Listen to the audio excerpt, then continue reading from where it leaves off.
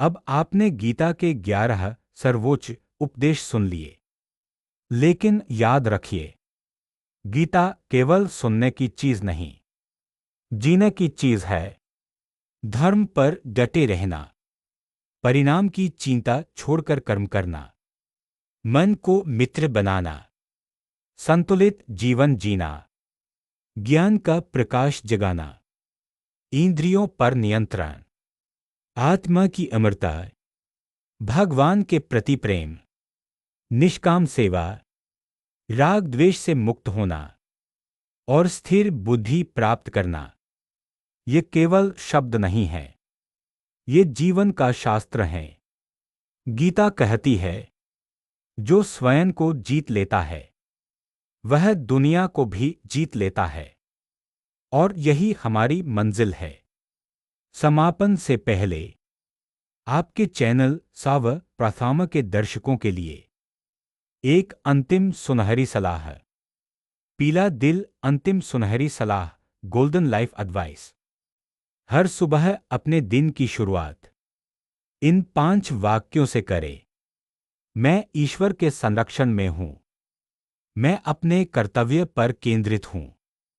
मैं फल की चिंता छोड़ रहा हूं। मैं शांत, संतुलित और स्थिर बुद्धि वाला हूं। आज का दिन मेरे लिए शुभ है। इन 5 वाक्यों से शुरू किया गया दिन हमेशा सुंदर बन जाता है। नमस्कार मित्रों, आप देख रहे हैं आपका अपना चैनल सर्वप्रथम। आज हम प्रवेश करने जा रहे हैं उस ज्ञानगंगा में जिसने न सिर्फ भारत को बल्कि पूरी मानवता को जीवन का सबसे दिव्य मार्ग दिखाया, श्री भगवद गीता। गीता के हर श्लोक में जीवन का विज्ञान बसता है। हर अध्याय में ज्ञान, भक्ति और कर्म का संगम है। और पूरी गीता एक ऐसा प्रकाश है जो अंधकार में भी रास्ता दिखाती है। आज मैं आपके लिए लेकर आया हूं भागवत गीता के 11 सबसे महत्वपूर्ण जीवन उपदेश, जो आपके जीवन को बदल सकते हैं, आपका मन स्थिर कर सकते हैं और आपके भीतर छिपी शक्ति को जागृत कर सकते हैं। यह सारे उपदेश मैं आपको एक ही निरंतर प्रवाह में समझाऊंगा, सरल भाषा में, जीवन से जुड़ी कहानियों और अनुभवों के साथ, ताकि आप उन्हें केवल सुने नहीं, महसूस भी करें। और प्रत्येक उपदेश के अंत में मैं आपको दूंगा चमकदार तारे, एक सुनहरी सलाह, गोल्डन एडवाइस, जो आप अपने जीवन में तुरंत लागू कर सकें। तो चलिए आरंभ करते हैं ज्ञान के इस अद्भुत सफर को। उपदेश 1, अपने धर्म, अपने कर्तव्य पर डटे रहो, स्वधर्म श्रेष्ठ है। कुरुक्षेत्र में जब अर्जुन खड़ा था, उसका मन कांप रहा था। सामने खड़े थे अपने ही गुरु, भाई, रिश्तेदार। अर्जुन का मन विचलित हुआ। मैं इनसे कैसे लड़ सकता हूं? यह युद्ध तो अधर्म होगा। तब श्री कृष्ण ने कहा, स्वधर्मे निधनं श्रेय, परधर्मो भयावह। अपना कर्तव्य सर्वोत्तम है, दूसरों के कर्तव्य में लगने से डर और विनाश होता है। इसका अर्थ है, हर इंसान का जीवन में एक विशेष कर्तव्य होता है। अर्जुन का कर्तव्य था इस धर्म की रक्षा करना। हमारा कर्तव्य है अपने परिवार, काम, रिश्तों और समाज के प्रति अपनी भूमिका को ईमानदारी से निभाना। जीवन तब बिगड़ता है जब हम तुलना करने लगते हैं, किसी और की राह अपनाने लगते हैं या जिम्मेदारी से भागने लगते हैं। आज का दौर विचलन का दौर है। सोशल मीडिया, दबाव, अपेक्षाएं, ये सब हमें हमारे असली पथ से दूर कर देते हैं। गीता कहती है, जो काम तुम्हें जीवन ने दिया है वही तुम्हारा धर्म है, बस उसे पूरी निष्ठा से निभाओ। तुम्हारी यात्रा तुम्हारी है, किसी और जैसी बनने की कोशिश मत करो। अपनी आग खुद जलाओ, अपनी राह खुद बनाओ। मध्यम सफेद तारा, सुनहरी सलाह। हर सुबह खुद से सिर्फ एक प्रश्न पूछो, आज मैं अपना कर्तव्य कैसे बेहतर निभा सकता हूं? यही सोच धीरे धीरे जीवन बदल देती है। फूल खिलना उपदेश दो, कर्म करो, फल की चिंता मत करो। यह गीता का सबसे प्रसिद्ध और सबसे गहरा उपदेश है। कर्मण्येवाधिकारस्ते मा फलेषु कदाचन। अर्थात तुम्हारा अधिकार सिर्फ कर्म पर है, फल पर नहीं। हम जीवन में परेशान क्यों होते हैं? क्योंकि हम फल पर अटक जाते हैं। अगर ऐसा हुआ तो अच्छा, अगर नहीं हुआ तो बुरा। पर कृष्ण कहते हैं, कर्म को पूजा की तरह करो, फल को भगवान पर छोड़ दो। एक किसान बीज बोता है, वह मिट्टी को तैयार करता है, बीज डालता है, पानी देता है, लेकिन वह यह नहीं सोचता मेरी फसल आज ही उग जाए। वह सिर्फ अपना कर्म करता है। फसल आएगी समय पर अपने नियम से। इसी तरह जीवन में भी, रिश्तों में, काम में, शिक्षा में, धन में, फल हमेशा समय आने पर मिलता है, और कभी कभी हमारे सोचे से भी बेहतर। पर अगर हम हर वक्त फल की चिंता नहीं छोड़ेंगे तो मन अशांत रहेगा। कर्म वह है जो हमारे हाथ में है, फल वह है जो समय, परिस्थिति और ईश्वर के हाथ में है। जीवन सरल हो जाता है जब हम केवल अपने हिस्से का काम करते हैं, ईमानदारी से, प्रेम से, लगन से। मध्यम सफेद तारा सुनहरी सलाह। आज से आप काम को परिणाम से नहीं, नियत इंटेंशन से जोड़ें, समर्पण के साथ करें और बाकी भगवान पर छोड़ दें। फूल खिलना उपदेश 3। मन ही मित्र है, मन ही शत्रु। श्री कृष्ण कहते हैं, उद्धरेदात्मनात्मानं मन एव मनुष्याना कारणं बंध मोक्ष्यो। मनुष्य का मन ही उसे बांधता भी है और मुक्त भी करता है। मन को समझना आसान है, लेकिन मन को जीतना कठिन।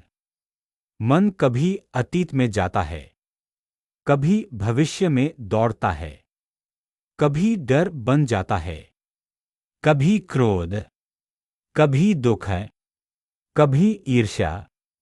मन एक ऐसा घोड़ा है जो अगर बिना लगाम के छोड़ दिया जाए तो आपको गिरा देगा, लेकिन वही मन अगर साध लिया जाए तो सबसे बड़ा मित्र बन जाता है।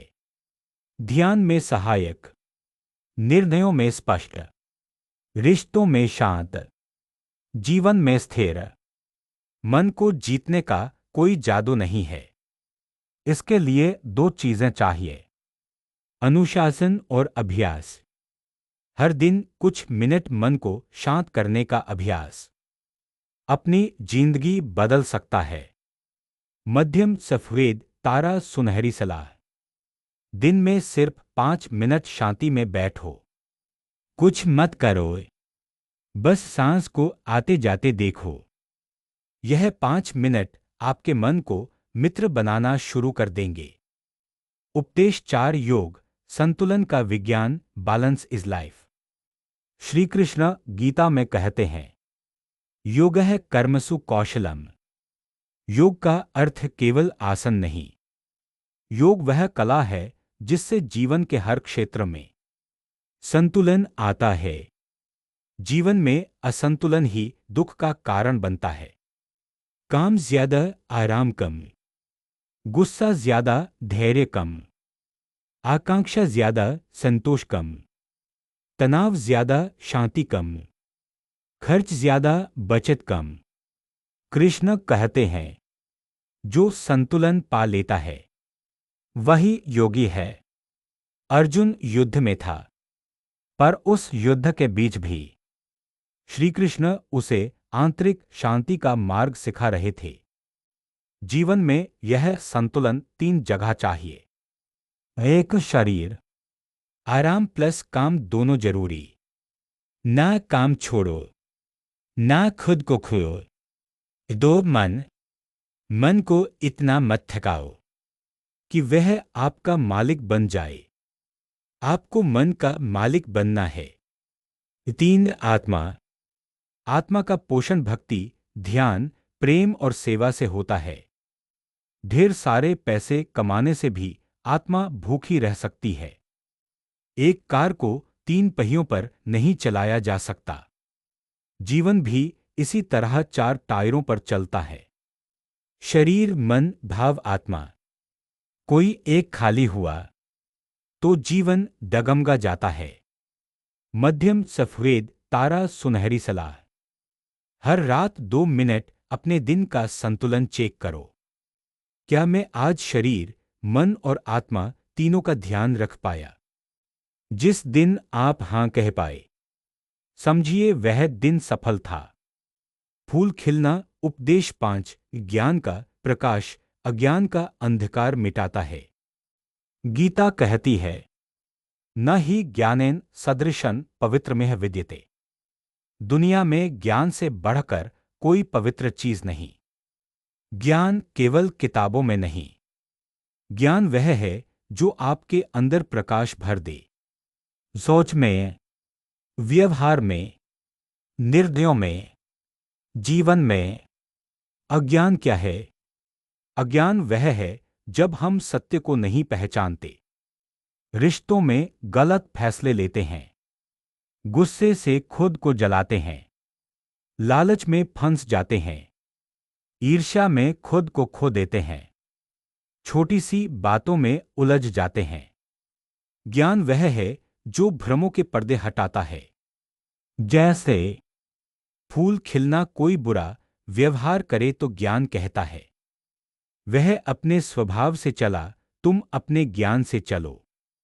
फूल खिलना, कोई सफलता मिले तो ज्ञान कहता है, यह स्थायी नहीं, इसे साधन मानो, लक्ष्य नहीं। फूल खिलना, कोई दुख आए तो ज्ञान कहता है, यह भी बदलेगा जैसे मौसम बदलता है।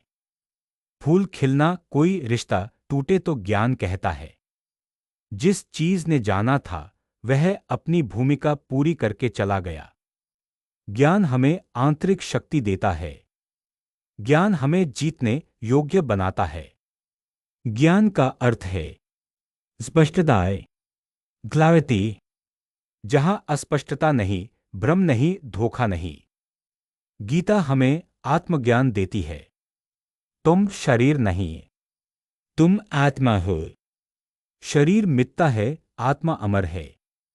इस समझ के बाद जीवन में डर कम हो जाता है, लोगों से उम्मीदें कम हो जाती हैं और अपने भीतर भरोसा बढ़ जाता है।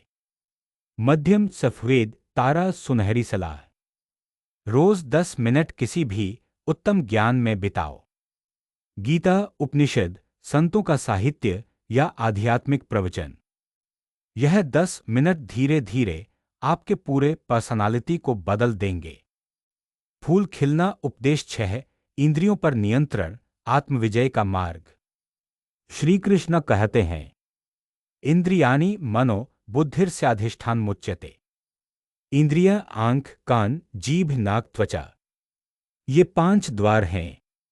इन द्वारों से ही सुख भी आता है, दुख भी आता है और भ्रम भी आता है। किसी को गुस्सा क्यों आता है? क्योंकि कान ने कुछ सुना, मन ने उसे गलत समझा और बुद्धि ने नियंत्रण खो दिया। किसी को लालच क्यों आता है? क्योंकि आंख ने कुछ देखा और मन उसे पाने के लिए बेचैन हो गया। किसी को मोह क्यों होता है? क्योंकि इंद्रियां सुख का स्वाद लेती हैं और बार बार वही चाहने लगती हैं। इंद्रियां अगर बिखरी रहें तो जीवन बिखर जाता है। इंद्रियां अगर संयमित हों तो जीवन ऊंचा उठता है। इंद्रियों पर नियंत्रण का अर्थ इन्हें रोकना नहीं है, अर्थ है इनका मालिक बनना, गुलाम नहीं। जैसे फोन हमारे जीवन का साधन है, लेकिन अगर फोन हमारा मालिक बन जाए तो समय, ध्यान, मानसिक शांति सब नष्ट हो जाते हैं। इंद्रियां भी ऐसी हैं।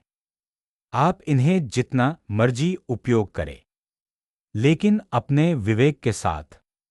एक साधारण इंसान जिसे इंद्रियां खींचकर कहीं भी ले जाती हैं, गुस्सा करवा देती हैं, लालच करवा देती हैं, गलत निर्णय लेवा देती हैं, और फिर वही इंसान जब अपनी इंद्रियों को नियंत्रित कर लेता है तो वह योगी बन जाता है।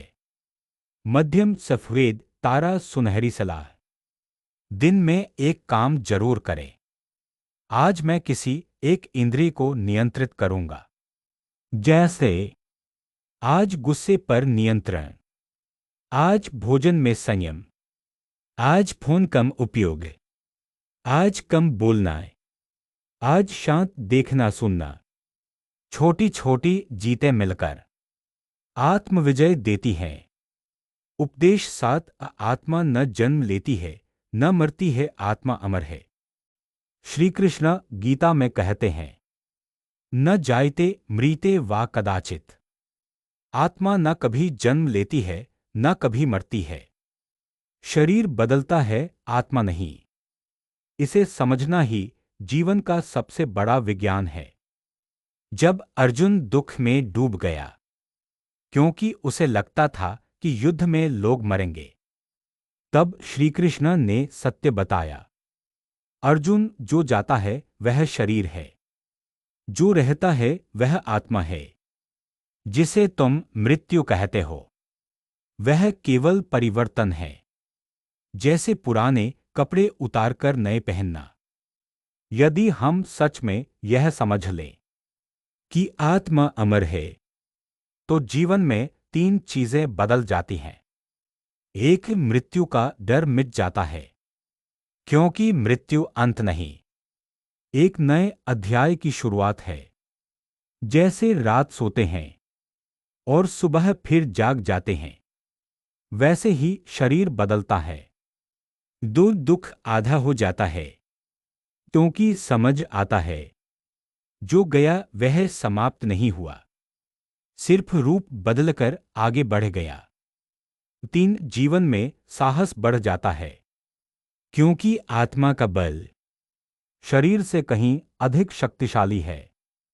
हम अपना संपूर्ण जीवन शरीर की देखभाल में लगा देते हैं, खाना, कपड़े, शारीरिक आवश्यकता, लेकिन आत्मा की देखभाल को भूल जाते हैं।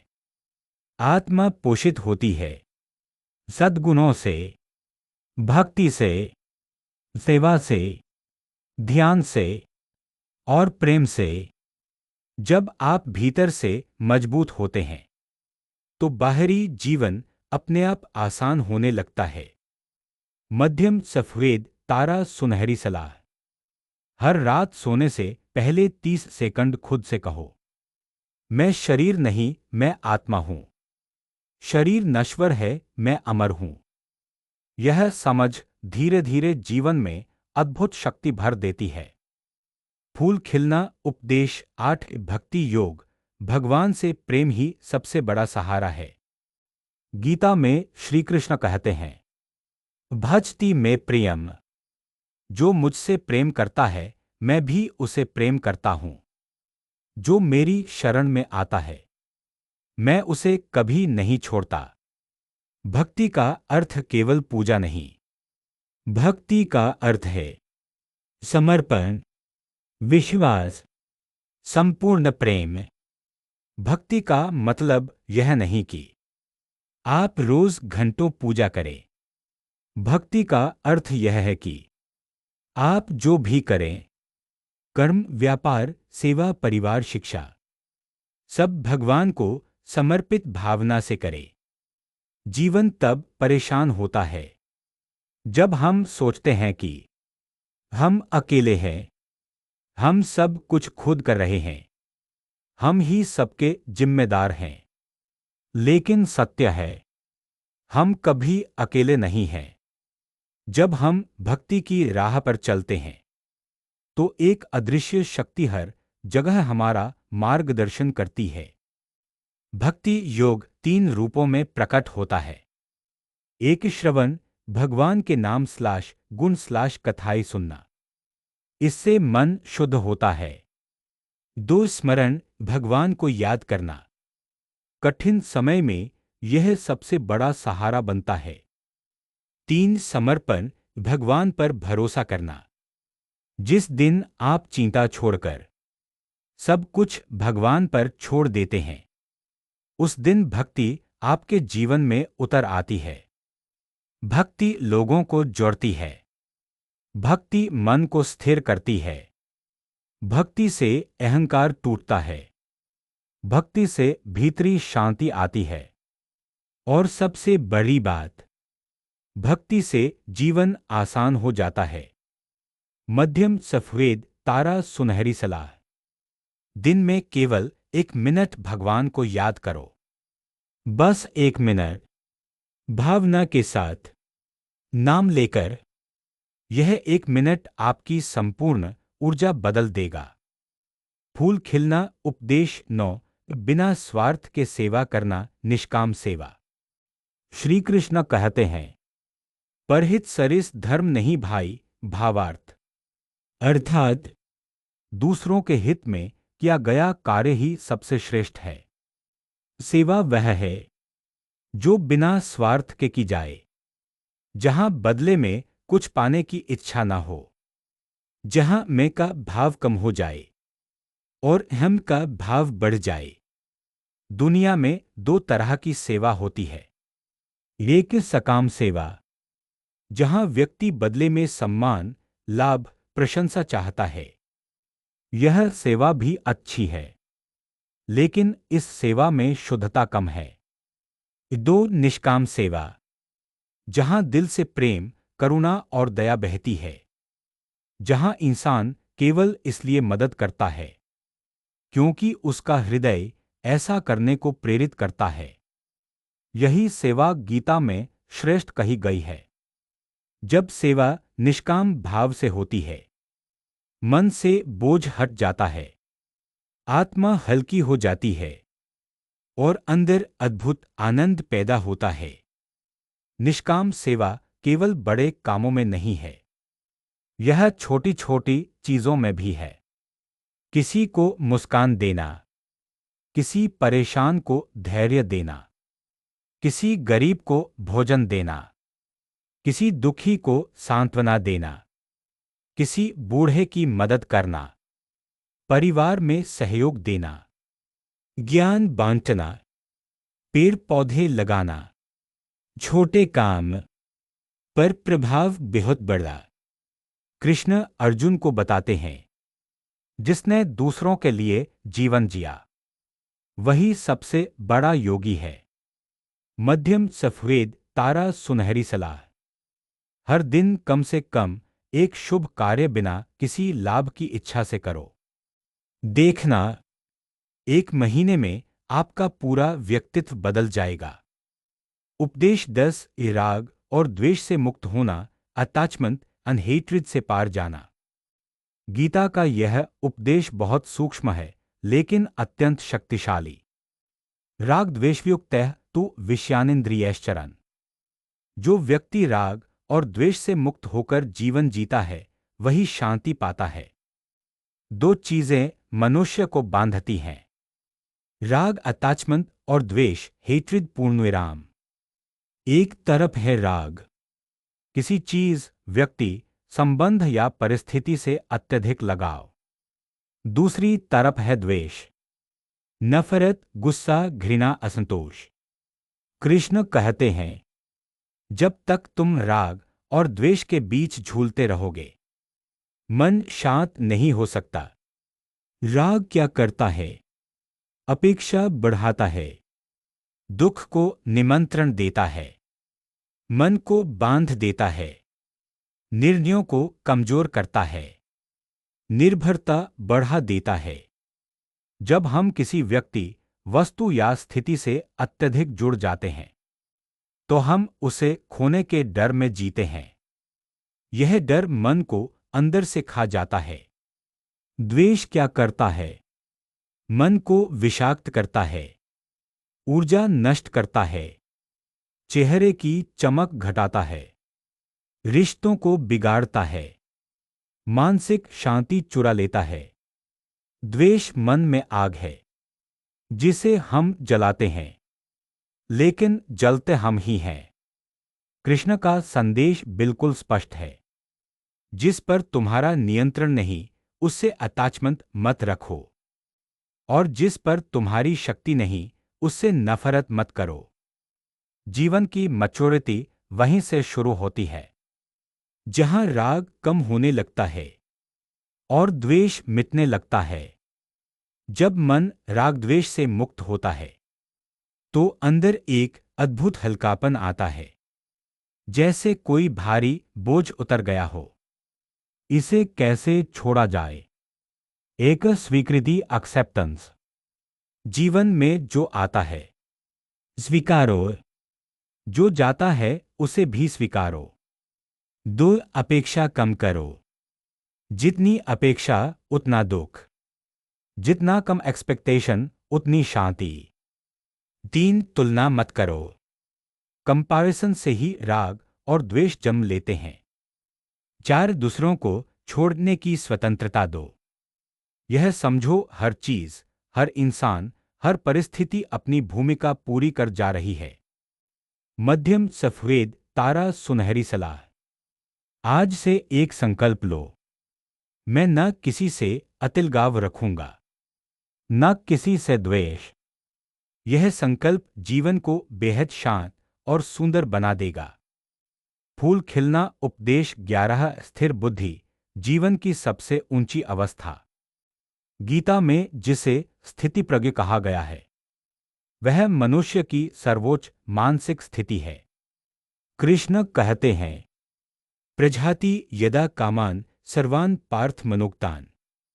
जब मनुष्य अपने अंदर उठने वाली इच्छाओं पर नियंत्रण पा लेता है, तभी उसकी बुद्धि स्थिर होती है। स्थिर बुद्धि का अर्थ है मन का स्थिर होना, भावनाओं का संतुलित होना, निर्णयों का स्पष्ट होना, विचारों का शांत होना। स्थिर बुद्धि वाला व्यक्ति कैसा होता है? एक परिस्थितियों से प्रभावित नहीं होता। अच्छी स्थिति में घमंड नहीं, बुरी स्थिति में निराशा नहीं। 2. मन शांत रहता है। वह सकारात्मक और नकारात्मक दोनों भावनाओं को बिना डूबे देख सकता है। 3. वह प्रतिक्रियात्मक नहीं होता। वह तुरंत गुस्सा नहीं करता, बिना सोचे बोलता नहीं, और आवेश में निर्णय नहीं लेता। 4. वह धैर्यवान होता है। धैर्य स्थिर बुद्धि की पहली निशानी है। 5. वह स्वार्थ से मुक्त होता है। उसके हर कर्म में व्यापकता होती है, मैं से हम की तरफ बढ़ना।